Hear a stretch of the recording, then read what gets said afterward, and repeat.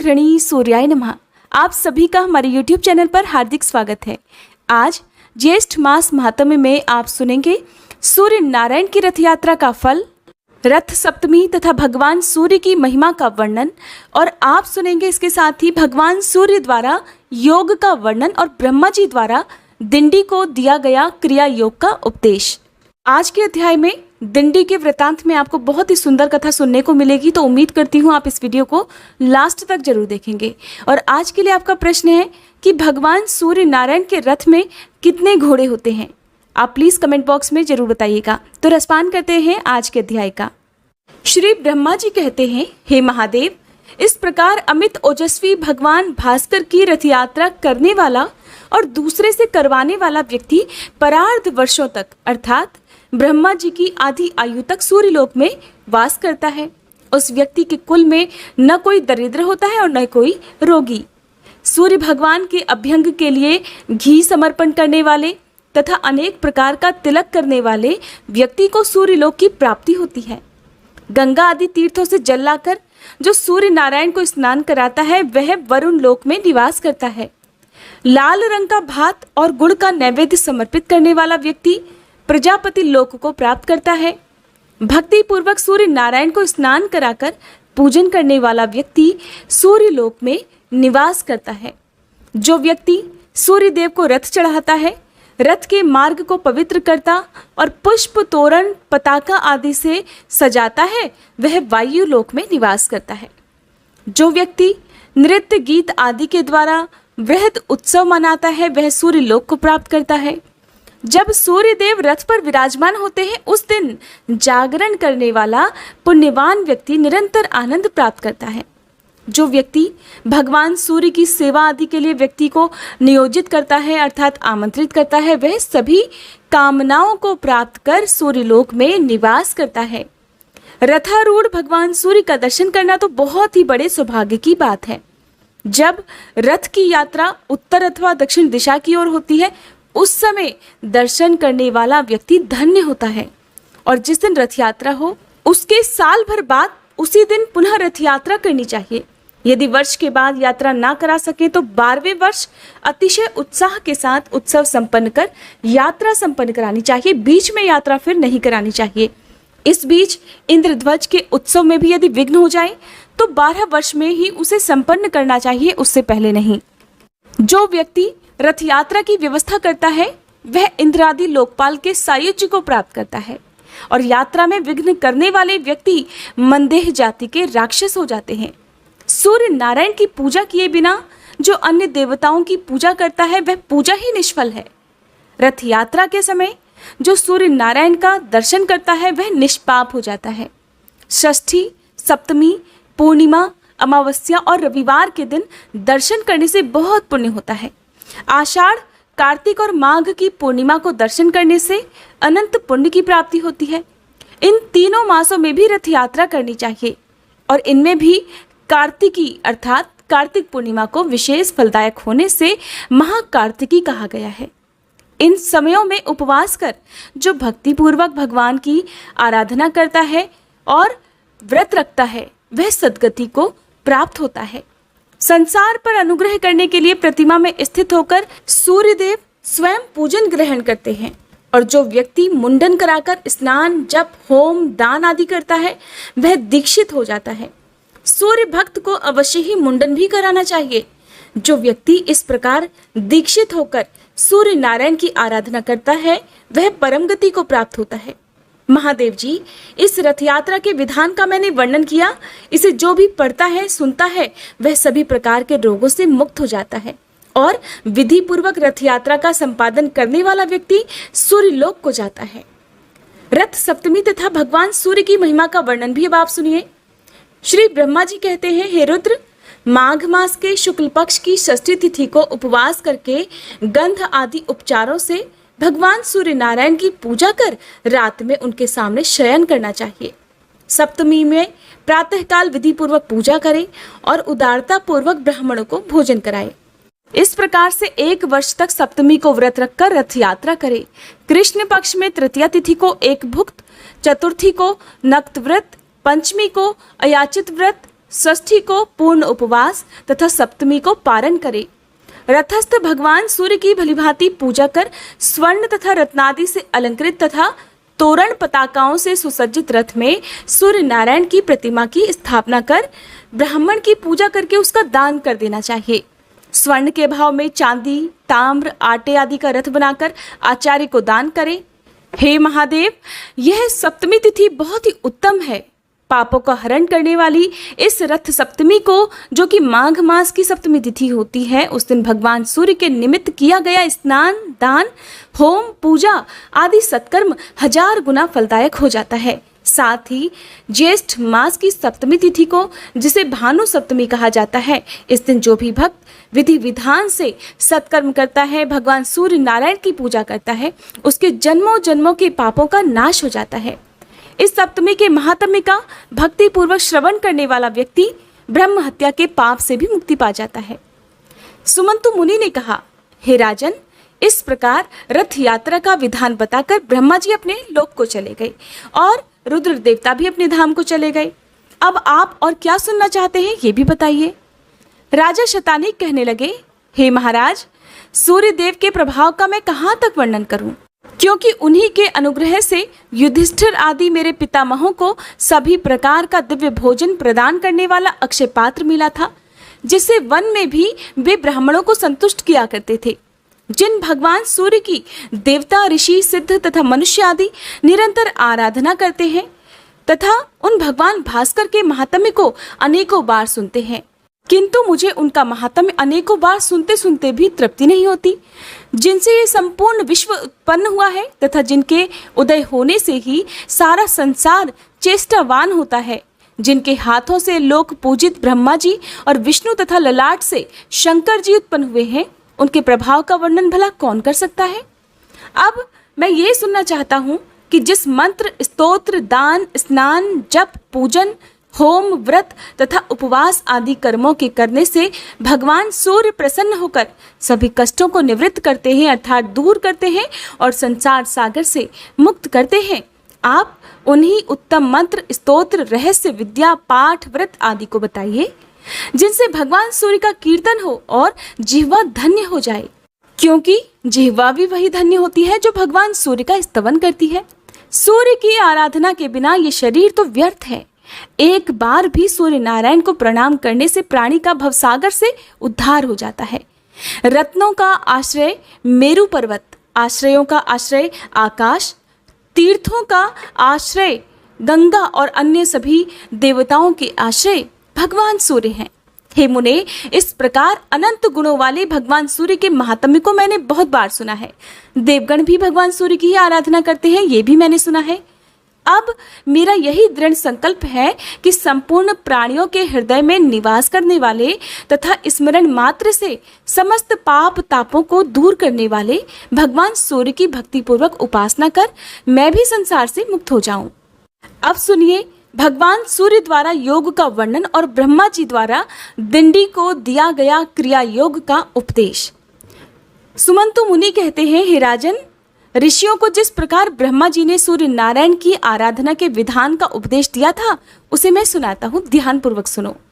किसी समय ऋषियों ने ब्रह्मा जी से प्रार्थना की थी कि हे महाराज, सभी प्रकार की चित्तवृत्ति के निरोध रूपी योग को आपने कैवल्य पद देने वाला कहा है, किंतु यह योग अनेक जन्मों की कठिन साधना के द्वारा ही प्राप्त हो सकता है, क्योंकि इंद्रियों को बलात् आकृष्ट करने वाले विषय अत्यंत दुर्जय हैं। मन किसी प्रकार से स्थिर नहीं होता, राग द्वेष आदि दोष नहीं छूटते और पुरुष भी अल्पायु होते हैं।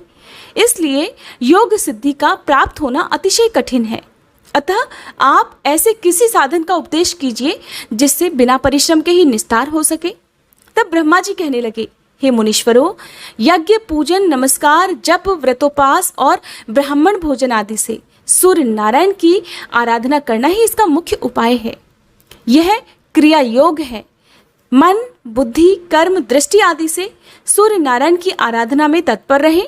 वे ही परब्रह्म, अक्षर, सर्वव्यापी, सर्वकर्ता, अव्यक्त, अचिंत्य और मोक्ष को देने वाले हैं। अतः आप उनकी आराधना कर अपने मनोवांछित फल को प्राप्त करें और भवसागर से मुक्त हो जाएं। ब्रह्मा जी से यह सुनकर मुनिगण सूर्य नारायण की उपासना रूप क्रिया योग में तत्पर हो गए।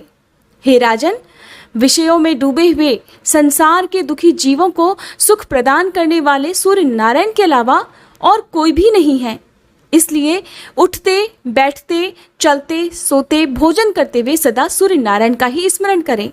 भक्ति पूर्वक उनकी आराधना में प्रवृत्त हो जाओ, जिससे जन्म मरण आदि व्याधि से युक्त इस संसार समुद्र से तुम पार हो जाओगे। जो पुरुष जगत करता, सदा वरदान देने वाले, दयालु और ग्रहों के स्वामी श्री सूर्य नारायण की शरण में जाता है, वह अवश्य ही मुक्ति प्राप्त करता है।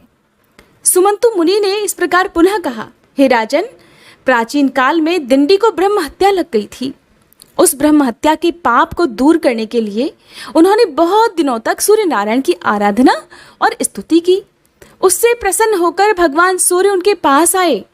भगवान सूर्य ने कहा, दिंडिन, तुम्हारी भक्ति पूर्वक की गई स्तुति से मैं अत्यंत प्रसन्न हूं, अपना अभीष्ट वर मांगो। तब दिंडी ने कहा, महाराज, आपने पधारकर मुझे दर्शन दे दिए, यही मेरे लिए बहुत बड़े सौभाग्य की बात है। यही मेरे लिए सर्वश्रेष्ठ वर भी है। पुण्यहीनों के लिए, पापियों के लिए आपका दर्शन सर्वदा दुर्लभ है। प्रभु, आप सबके हृदय में स्थित हैं, अतः आप सबका अभिप्राय भी जानते हैं। जिस प्रकार हे प्रभु मुझे ब्रह्म हत्या लगी है, उसे तो आप जानते ही हैं। हे भगवान, अब आप मुझ पर ऐसा अनुग्रह कीजिए कि मैं इस निंदित ब्रह्म हत्या से और अन्य पापों से शीघ्र मुक्त हो जाऊं, और हे सूर्य नारायण, मैं सफल मनोरथ हो जाऊं। आप संसार से उद्धार का कोई उपाय बताइए, जिसके आचरण से संसार के प्राणी सुखी हो। दिंडी के इस वचन को सुनकर योग वेत्ता भगवान सूर्य ने उन्हें निर्बीज योग का उपदेश दिया, जो दुख के निवारण के लिए औषध रूप है। तब दिंडी ने हाथ जोड़कर प्रार्थना करते हुए कहा कि हे महाराज, ये निष्कल योग तो बहुत ही कठिन है, क्योंकि इंद्रियों को जीतना, मन को स्थिर करना, अहंग शरीर आदि का अभिमान और ममता का त्याग करना, राग द्वेष से बचना, ये सब अतिशय कष्ट साध्य हैं। ये बातें कई जन्मों के अभ्यास करने से ही प्राप्त होती हैं। अतः आप ऐसा साधन बतलाइए जिससे अनायास बिना विशेष परिश्रम के ही फल की प्राप्ति हो जाए। तब भगवान सूर्य कहने लगे, हे गणनाथ, यदि तुम्हें मुक्ति की ही इच्छा है तो समस्त क्लेशों को नष्ट करने वाले क्रिया योग को सुनो। अपने मन को मुझ में लगाओ, भक्ति से मेरा भजन करो, मेरा यजन करो, मेरे परायण हो जाओ, आत्मा को मुझ में लगा दो, मुझे नमस्कार करो, मेरी भक्ति करो, संपूर्ण ब्रह्मांड मुझे परिव्याप्त समझो। ऐसा करने से तुम्हारे संपूर्ण दोषों का विनाश हो जाएगा और तुम मुझे प्राप्त कर लोगे। भली भांति मुझ में आसक्त हो जाने पर राग, लोभ आदि दोषों के नाश हो जाने से कृतकृत्यता हो जाती है। अपने मन को स्थिर करने के लिए सोना, चांदी, ताम्र, पाषाण, काष्ठ आदि से मेरी प्रतिमा का निर्माण कराकर या चित्र ही लिखकर विविध उपचारों से भक्तिपूर्वक उसका पूजन करो। सर्व भाव से प्रतिमा का आश्रय ग्रहण करो। चलते फिरते, भोजन करते, आगे पीछे, ऊपर नीचे उसी का ध्यान करो। उसे पवित्र तीर्थों के जल से स्नान कराओ। गंध, पुष्प, वस्त्र, आभूषण, विविध नैवेद्य और जो भी पदार्थ स्वयं को प्रिय हो उन्हें अर्पण करो। इन विविध उपचारों से मेरी प्रतिमा को संतुष्ट करो। कभी गाने की इच्छा हो तो मेरी मूर्ति के आगे मेरा गुणानुवाद गाओ। सुनने की इच्छा हो तो हमारी कथा सुनो। इस प्रकार मुझ में अपने मन को अर्पण करने से तुम्हें परम पद की प्राप्ति हो जाएगी। सभी कर्म मुझ में अर्पण कर दो, डरने की कोई बात नहीं। मुझ में मन लगाओ, जो कुछ करो मेरे लिए करो। ऐसा करने से तुम ब्रह्म हत्या आदि सभी पाप दोषों से शीघ्र मुक्त हो जाओगे। इसलिए तुम इस क्रिया योग का आश्रय ग्रहण करो। सूर्य भगवान की बात सुनकर दिंडी बोले, हे महाराज, इस अमृत रूप क्रिया योग को आप विस्तार से कहिए, क्योंकि आपके बिना कोई भी इसे बतलाने में समर्थ नहीं है। ये अत्यंत गोपनीय और पवित्र है। तब भगवान सूर्य कहने लगे, तुम चिंता मत करो, इस संपूर्ण क्रिया योग का ब्रह्मा जी तुम्ही को विस्तार पूर्वक उपदेश करेंगे और मेरी कृपा से तुम इसे ग्रहण करोगे। इतना कहकर तीनों लोकों के दीप स्वरूप भगवान सूर्य अंतर्ध्यान हो गए और दिंडी भी ब्रह्मा जी के धाम को चले गए। ब्रह्मलोक पहुंचकर दिंडी सूर्यज्येष्ठ चतुर्मुख ब्रह्मा जी को प्रणाम करके कहने लगे, हे ब्राह्मण, मुझे भगवान सूर्य देव ने आपके पास भेजा है। आप कृपा कर मुझे क्रिया योग का उपदेश करें, जिसके सहारे मैं शीघ्र ही भगवान सूर्य को प्रसन्न कर सकूं। तब श्री ब्रह्मा जी बोले, गणाधिप, भगवान सूर्य का दर्शन करते ही तुम्हारी ब्रह्मत्या तो नष्ट हो गई। तुम भगवान सूर्य के कृपा पात्र हो। यदि सूर्य नारायण की आराधना करने की तुम्हारी इच्छा है तो प्रथम दीक्षा ग्रहण करो, क्योंकि दीक्षा के बिना उपासना नहीं होती। अनेक जन्मों के पुण्य से भगवान सूर्य में भक्ति होती है। जो पुरुष भगवान सूर्य से द्वेष रखता है, ब्राह्मण तथा वेदों की निंदा करता है, उसे अवश्य ही अधम पुरुष से उत्पन्न समझो। माया के प्रभाव से ही अधम पुरुषों की कुकर्म में प्रवृत्ति होती है और उनके स्वल्प शेष रहने पर सूर्य की आराधना के लिए दीक्षा की इच्छा होती है। इस भवसागर में डूबने वाले पुरुषों का हाथ पकड़कर उद्धार करने वाले एकमात्र भगवान सूर्य ही हैं। इसलिए तुम दीक्षा ग्रहण कर भगवान सूर्य में तन्मय होकर उनकी उपासना करो। इससे शीघ्र ही भगवान सूर्य तुम पर अनुग्रह करेंगे। दिंडी ने पूछा, हे महाराज, दीक्षा का अधिकारी कौन पुरुष है और दीक्षा ग्रहण करने के बाद क्या करना चाहिए, कृपया आप इसे भी बताइए। तब श्री ब्रह्मा जी कहने लगे, हे दिंडिन, दीक्षा ग्रहण की इच्छा वाले व्यक्ति को मन, वचन और कर्म से हिंसा नहीं करनी चाहिए। सूर्य भगवान में भक्ति करनी चाहिए। दीक्षित ब्राह्मणों को सदा नमस्कार करना चाहिए। किसी से द्रोह नहीं करना चाहिए और सभी प्राणियों को सूर्य के रूप में समझना चाहिए। देव, मनुष्य, पशु, पक्षी, चींटी, वृक्ष, पाषाण आदि जगत के सभी पदार्थों और आत्मा को सूर्य से भिन्न ना समझकर मन, वचन और कर्म से जीवों में पाप बुद्धि नहीं करनी चाहिए। ऐसा ही पुरुष दीक्षा का अधिकारी होता है। जो गति सूर्य नारायण की आराधना से प्राप्त होती है, वो ना तो तप से मिलती है और ना बहुत दक्षिणा वाले यज्ञों के करने से। सभी प्रकार से जो भगवान सूर्य का भक्त है वह धन्य है। उस सूर्य भक्त के अनेक कुलों का उद्धार हो जाता है। जो अपने हृदय प्रदेश में भगवान सूर्य की अर्चा करता है वह निष्पाप होकर सूर्य लोक को प्राप्त होता है। सूर्य का मंदिर बनाने वाला अपनी 7 पीढ़ियों को सूर्य लोक में निवास कराता है और जितने वर्षों तक उस मंदिर में पूजा होती है उतने 1000 वर्षों तक वह सूर्य लोक में आनंद का भोग करता है। निष्काम भाव से सूर्य की उपासना करने वाला व्यक्ति मुक्ति को प्राप्त करता है। जो उत्तम लेप, सुंदर पुष्प, अतिशय सुगंधित धूप प्रतिदिन सूर्य नारायण को अर्पित करता है वह यज्ञ के फल को प्राप्त करता है।